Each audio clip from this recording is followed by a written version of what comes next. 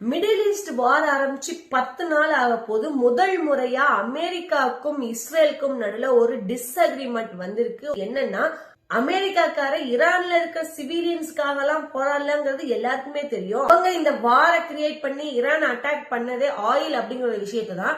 நேத்து இஸ்ரேல் ஈரானுடைய ஆயில் பிளாட்டை டிப்ளாய் பண்ணிருக்காங்க. சோ இதுல பயங்கர அப்செட்டா இருக்கிறது யாரு அப்படின்னா அமெரிக்காக்காரன் தான். நானே அதுக்குதான் உன் கூட சப்போர்ட் பண்ணி அவனை அடிக்க ஆரம்பிச்சேன். ஆனா நீ கடைசியில குட்டையை கிளப்பிடுவ போலயே, அதையே நீ போய் அட்டாக் பண்ற, அதுதானே எனக்கு வேணும் அப்படிங்கிற மாதிரி இன்டைரக்டா சில விஷயங்கள் அமெரிக்கா சைட்ல இருந்து வந்திருக்கு.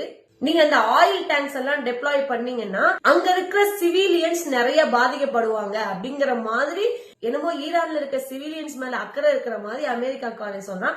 ஃபர்ஸ்ட் டைம் இஸ்ரேலுக்கும் அமெரிக்காவுக்கும் நல்ல ஒரு சின்ன ஒரு டிஸ்அக்ரிமெண்ட் வந்திருக்கு.